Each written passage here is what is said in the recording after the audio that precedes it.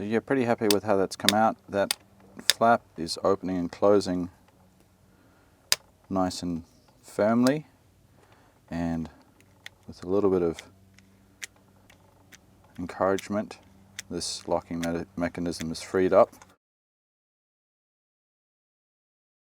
Oh hey legends, in this short video I'm going to show you how to disassemble a fuel tank lock mechanism for your Kawasaki ER6N, ER6F, the Versys, and I suspect that this locking mechanism would have been used in a number of other models. So I know this video is not going to get thousands of views, but if I help one person with their lock and just explain and demystify this, I'll be happy. So as you can see with this lock, it's seized up. It looks like somebody's tried to force it. At the end of the day, this locking mechanism is barely turning. Now, there are a couple of little teeny tiny pieces that you're going to need to know about, and I'll walk through those now. Okay, so this is the lock mechanism that I've built using the best parts from the two locking mechanisms that I had. And I'm just going to show you how everything fits together.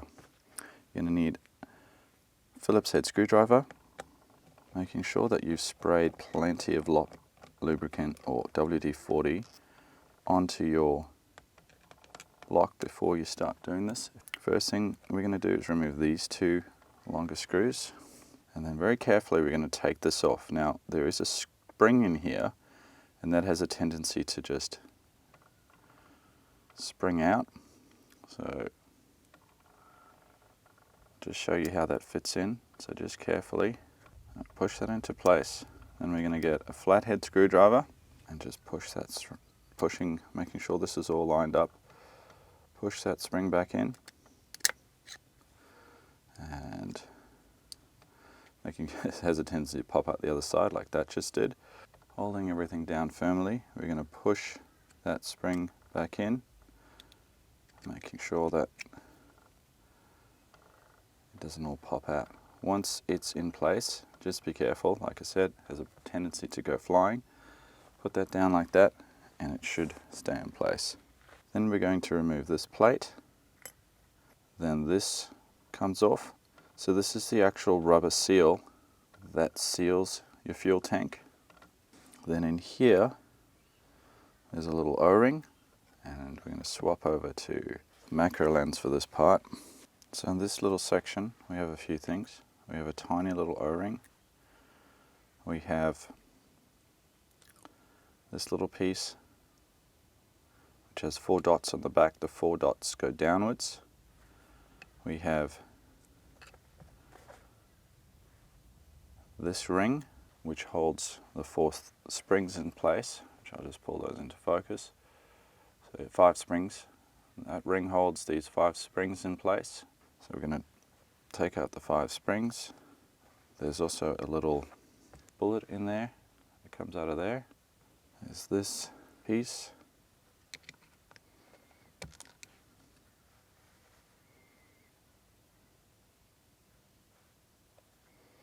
And another tiny spring inside there. Next, we'll need to remove these 5 brass screws. Now remember, they're brass, so make sure that your screwdriver head fits properly, especially if they've seized up. You don't want to damage that screw, because that brass, while it doesn't corrode, is considered a very soft metal relative to, say, stainless steel. With those 5 screws removed, we are able to remove the lock component. And we also have this rubber piece here, which I think may be part of the breather system. If you don't have a breather system on your tank, you'll get to a point where you won't be able to open the fuel cap. So that's what this little system's designed to do, is to allow for the expansion and contraction that occurs with your temperature changes. Then you have this metal piece here, which is the spring, if you will, mechanism, or the, you know, when you flick your fuel cap lid closed, that's what that does. And then if you've been unfortunate enough to break this tab off, you have 2 tiny pins on either side of this latch mechanism. They just sit in there.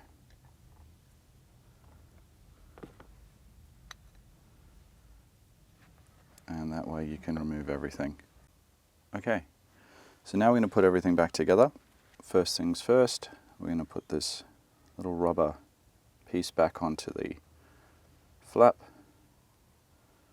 It has little tabs that you can see fit into here, so there's only really one way around it can go, so that goes in there.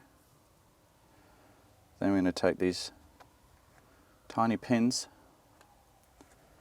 and put the lock cover back in there and pop those pins back in,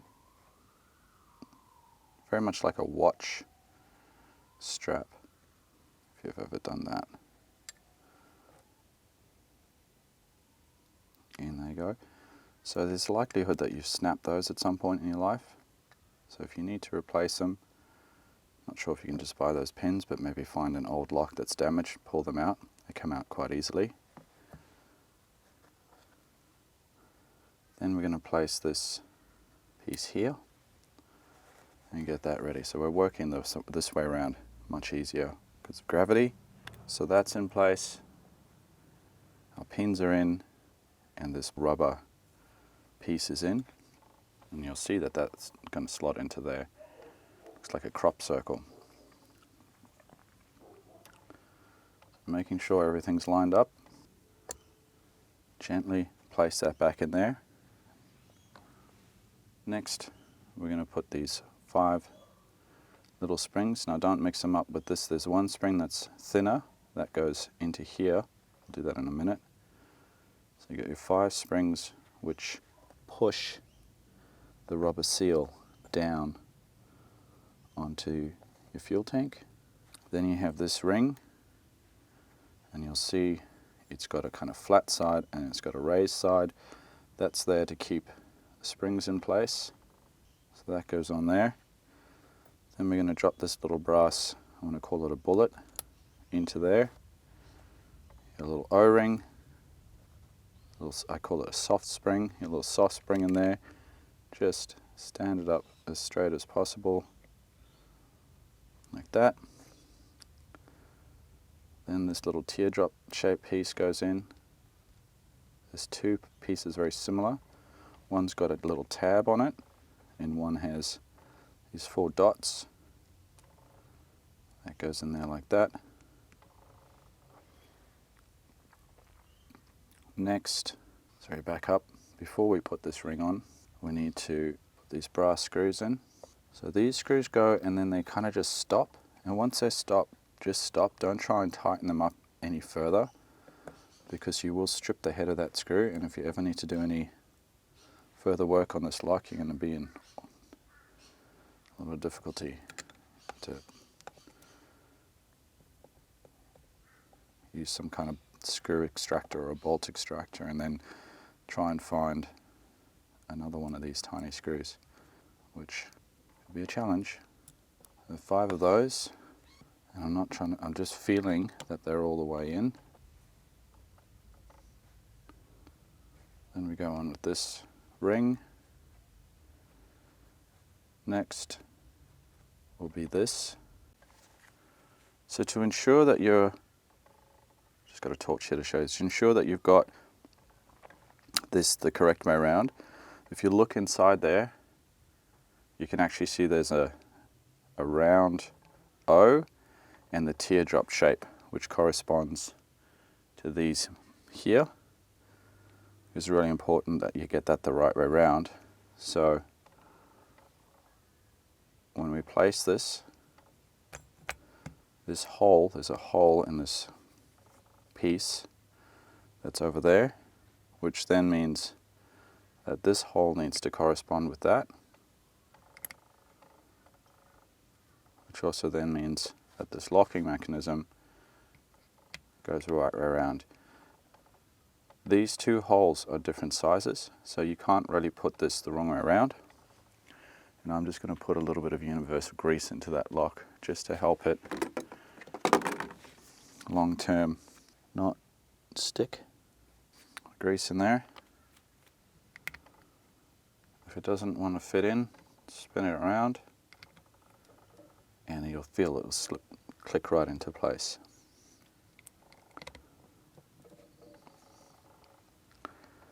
Lastly, we're going to put these two long screws in, which I'm just making sure I've got a bit of lock grease on there, so if I ever do need to pull this apart,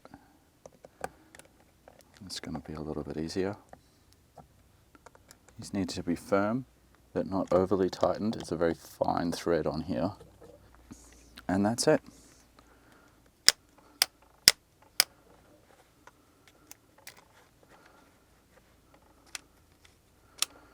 Still a little bit sticky, but with a bit of use, and once that grease works its way through, it will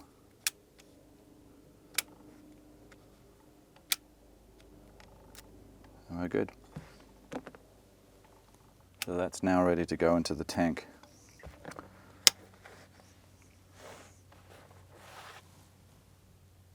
Thanks for watching. Don't forget to subscribe.